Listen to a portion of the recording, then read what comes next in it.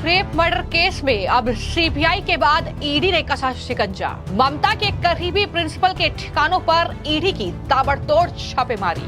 अब Calcutta rape murder case के बड़े राज से उठेगा पर्दा।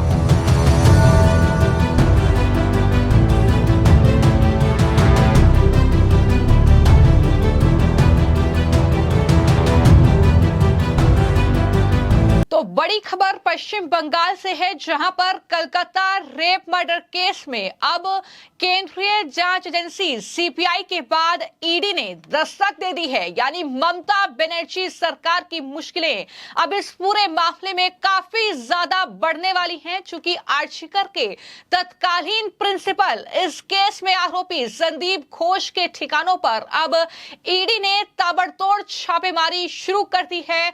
इतना ही नहीं, संदीप घोष के जो करीबी लोग हैं, जो उनके रिश्तेदार हैं, उनके ठिकानों पर भी जबरदस्त जो छापेमारी है वो ईडी की चल रही है।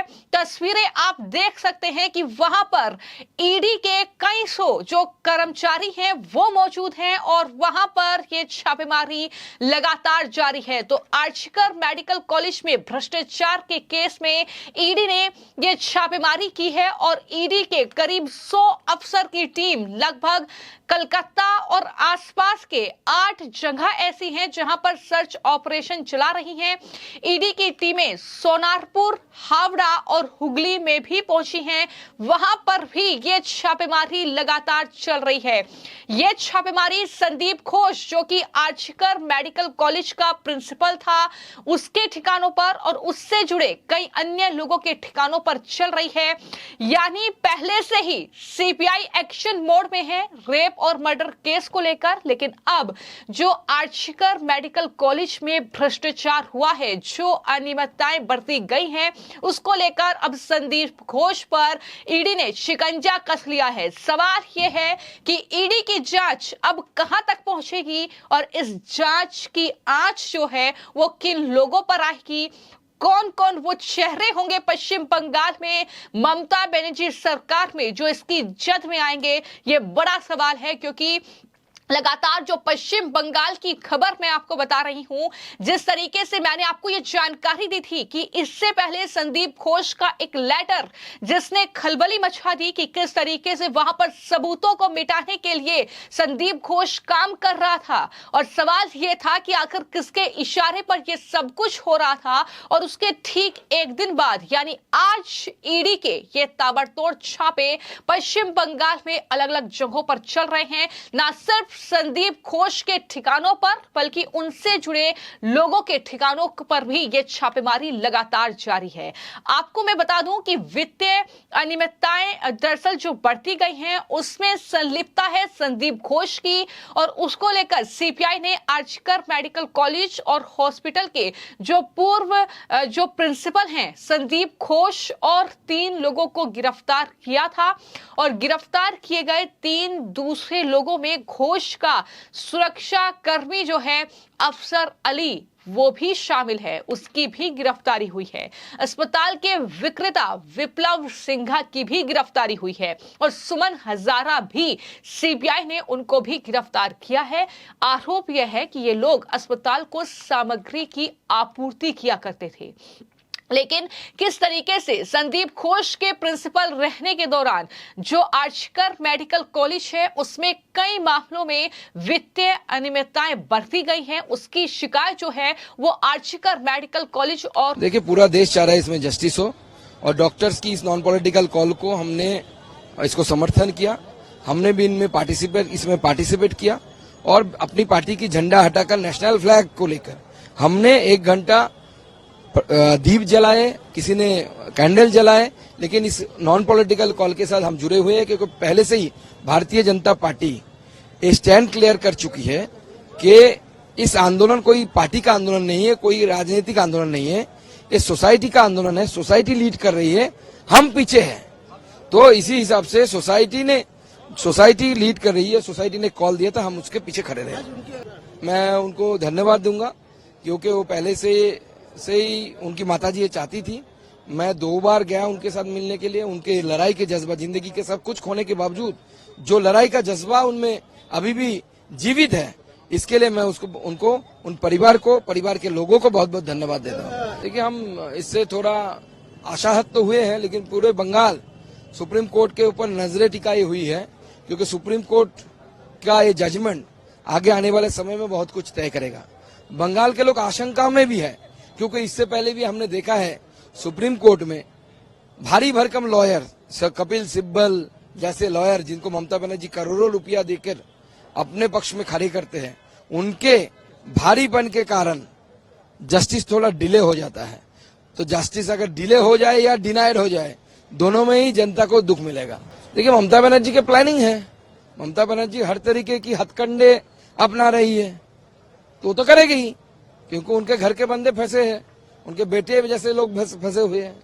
हॉस्पिटल के पूर्व उपाधीक्षक हैं डॉक्टर अख्तर अली, उन्होंने ये कंप्लेंट दर्ज कराई थी, जिसमें उन्होंने संदीप घोष पर हॉस्पिटल में लावारिश जो डेड बॉडी हैं उनकी तस्करी, बायोमेडिकल कचरे के निपटान में भ्रष्टाचार, निर्माण निविदाओं में भाई भतीजावाद के आरोप लगाए थे। कोलकाता पुलिस पहले इस मामले में जांच कर रही थी, लेकिन हाईकोर्ट के आदेश के बाद अब सीबीआई ने इस जांच को भी अपने हाथ में ले लिया है। यानी इस तरीके से आर्जिकर मेडिकल कॉलेज, जहां पर एक ट्रेनी डॉक्टर के साथ ये बर्बरता होती है, उसके साथ बलात्कार होता है, उसके बाद उसकी हत्या कर दी जाती है, और तब जाकर संदीप घोष जो है वो दरअसल पुलिस की रडार पर आता है। और जब पुलिस कुछ नहीं करती है तो इस मामले में कोलकाता हाईकोर्ट संज्ञान लेता है। उसके बाद वो सीबीआई को इस मामले की जांच सौंपता है और सीबीआई संदीप घोष को गिरफ्तार करती है, जिसके बाद अब इस शिकायत पर ईडी ने भी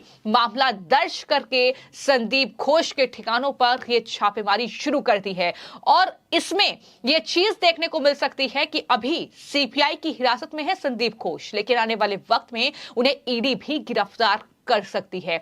यानी यहां पर अगर देखा जाए तो लगातार संदीप घोष किसके इशारे पर काम कर रहा था, संदीप घोष को कौन इंस्ट्रक्शन दे रहा था, यह बड़ा सवाल उठ रहा है। संदीप घोष का प्रमोशन क्यों किया गया आर्जिकर मेडिकल कॉलेज की इस घटना के बाद, ये तमाम सवाल हैं और इन सवालों का जवाब खोजने की कोशिश ही सीबीआई कर रही है। लेकिन अब जब भ्रष्टाचार के इस मामले में ईडी जांच करेगी तो कौन कौन सी वो परतें खुलेंगी, आखिर ये भ्रष्टाचार भी क्या किसी के इशारे पर हो रहा था, क्या ममता सरकार का कोई मंत्री इसमें संलिप्त है। और सिर्फ इतना ही नहीं, सवाल तो ये उठ रहे हैं क्योंकि स्वास्थ्य मंत्री जो है पश्चिम बंगाल की, वो खुद मुख्यमंत्री ममता बनर्जी हैं। तो सवाल ये है कि क्या ममता बनर्जी के इशारे पर ही संदीप घोष काम कर रहा था, क्या ये भ्रष्टाचार उनके इशारे पर हो रहा था, क्या आर्जिकर मेडिकल कॉलेज की इस घटना के बाद जो तमाम चीजें निकलकर सामने आई हैं, जो खुलासे हो रहे हैं, सबूतों को मिटाना, पुलिस की कार्रवाई ना होना, ये भ्रष्टाचार निकलकर सामने आना, क्या ये सब कुछ ममता बनर्जी के इशारे पर हो रहा था, ये कहीं ना कहीं बड़ा सवाल है। लेकिन फिलहाल इस बारे में मैं आपको जानकारी दे दूं कि जो तस्वीरें निकलकर सामने आई हैं, जब छापेमारी का ये दौर चल रहा है तो न सिर्फ प्रिंसिपल संदीप घोष के ठिकानों पर छापेमारी हुई है, बल्कि इसके अलावा मैं आपको जानकारी दे दूं कि कई व्यवसायी हैं जिनके ठिकानों पर छापेमारी चल रही है। इसमें स्वपन शाह हैं जिनके आवास पर छापेमारी हुई है। इसके अलावा विप्लव सिंह है जिनके करीबी सहयोगी कौशिक कोहली के आवास पर छापेमारी चल रही है। तो ये तमाम जगह हैं, कुल मिलाकर 8 जगह बताई जा रही हैं जहां पर ईडी जबरदस्त तरीके से छापेमारी कर रही है। और साथ ही जो इस पूरे मामले में सीबीआई जांच कर रही है, उसमें भी गिरफ्तारी का दौर जारी है।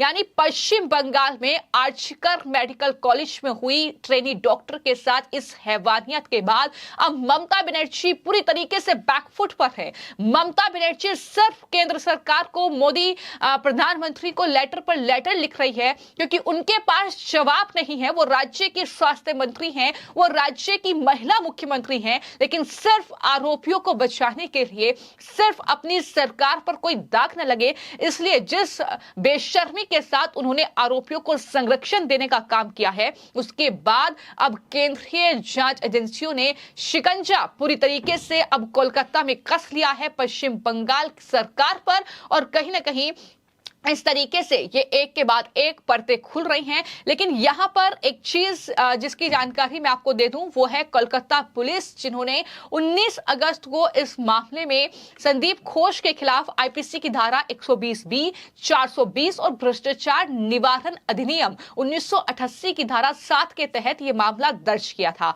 लेकिन जैसा कि मैंने बताया कि पश्चिम बंगाल की पुलिस, कोलकाता पुलिस पूरी तरीके से उनका फेलियर नजर आया, जिसके बाद हाईकोर्ट ने दखल देकर 24 अगस्त को यह जांच सीबीआई को सौंपी और सीबीआई ने जब जांच अपने हाथ में ली तो इन्हीं धाराओं के तहत संदीप घोष को गिरफ्तार किया गया। लेकिन अब सवाल यही कि ईडी की जो छापेमारी चल रही है अलग अलग ठिकानों पर, उसमें कितने चेहरे ममता सरकार में बेनकाब होंगे और क्या स्वास्थ्य मंत्री के तौर पर बीजेपी तो लगातार ममता बनर्जी का इस्तीफा मांग रही है, लेकिन क्या ममता बनर्जी ही वो सरगना होंगी इस पूरे भ्रष्टाचार का? ये कहीं ना कहीं अब बड़ा सवाल इस मामले में उठ रहा है, जिसका जवाब आने वाले वक्त में मिलेगा। फिलहाल आपकी इस पूरी खबर को लेकर क्या राय है, मैं कमेंट बॉक्स में जरूर लिखें। धन्यवाद।